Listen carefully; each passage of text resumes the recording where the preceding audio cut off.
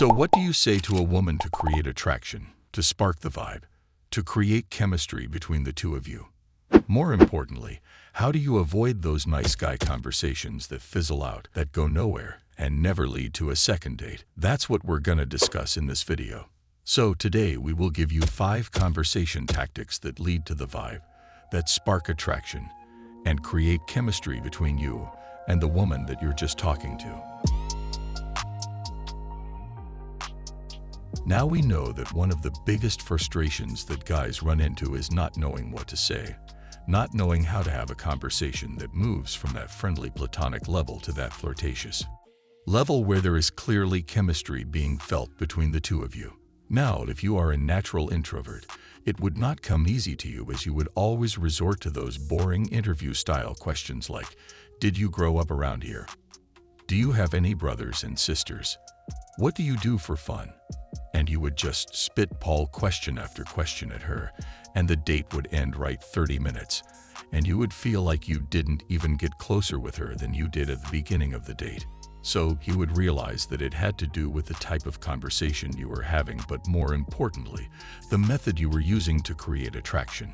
So you went into it just thinking that if you look good enough and you are kind of funny, she'll be attracted to you, and that doesn't work, right? So if you don't have the conversation that creates the vibe right, or if a woman walks away from a date with you or a conversation with you, then don't worry, because we will give you 5 tactics that will help you create that chemistry. And the best part about them is that if you follow these tactics, you avoid nice guy conversations. So, first one is really critical, and tactic number 1 is that you want to lead the vibe. This means that as a man, it's your responsibility to lead the feeling of the conversation. A lot of times, when nice guys start talking to a woman, especially a woman they are really attracted to, they kind of look at her to set the tone. For instance, if she is kind of flirty with them, they get the signal to be flirty with her.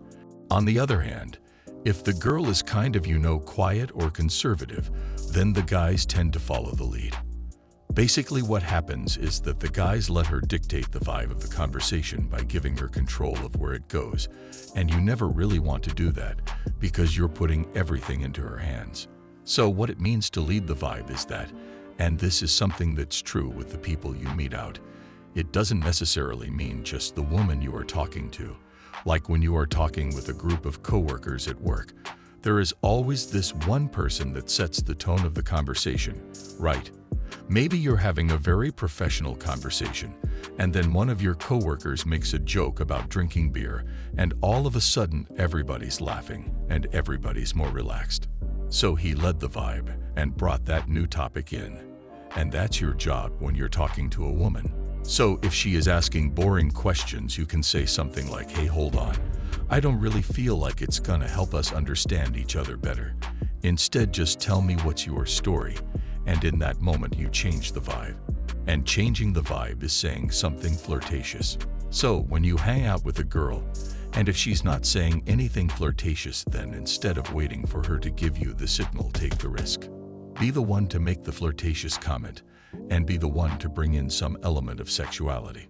So don't wait for her to make the move, because if you do, you're gonna keep waiting. And then at end of you're gonna leave her with no feelings. So if you follow this tactic, it will help you steer the conversation away from those boring questions. And as a guy, it should be your number 1 priority to never let her suck you into interview mode. Now, we will be heading on to our next tactic, and it is make it intimate. In order for a woman to feel intimacy with you, there need to be a feeling of intimacy. And the reason a lot of guys never get to that feeling of intimacy is that they make the conversation about everything except the two of you, right?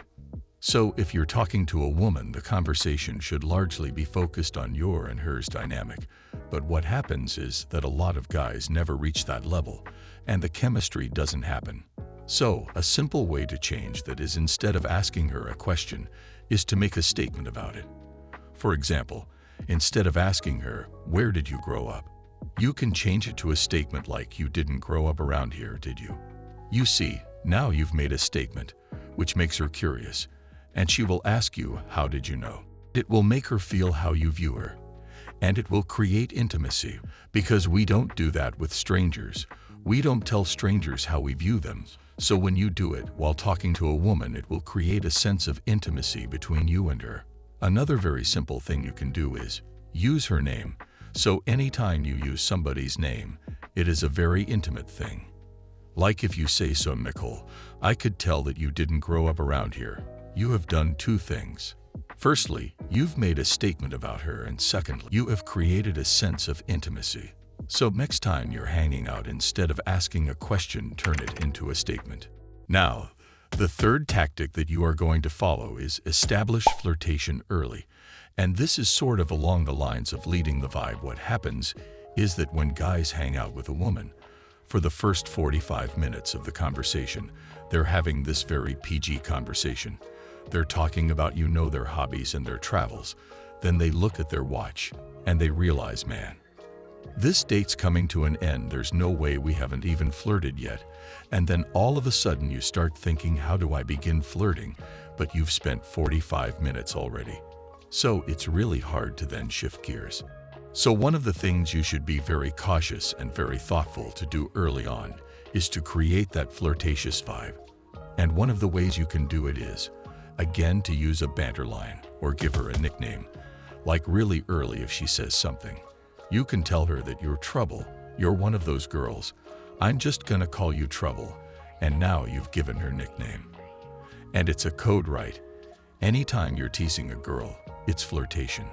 So make sure you want to establish flirtation early to grab her attention and not give her mixed or confused gestures. On the other hand, cool vulnerable is when you tell her that, in the first grade you bought this girl a rose and whatever, right?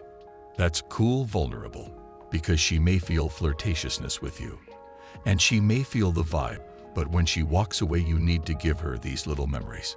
So the next thing you want to do is approve, don't compliment. This is a very simple shift: approve, not compliment. And a lot of guys, when they are with a girl and it's not going well, they automatically start gushing compliments, and it will turn into a nice guy behavior, which will not get you another date. But then the question is that how do you let her know that you're interested in her? Well, you compliment her in a way that approves of her, that you still maintain your status and you don't give it all. For example, you can say, "I love the way that outfit looks on you." Now you're not telling her you're gorgeous, you're just complimenting her outfit. Another thing that you can say to a woman is saying something along the lines like, "I hate you for making me so attracted to you, and I can't think of anything else right now."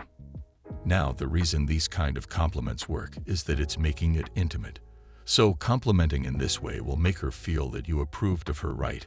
And that women like being approved of.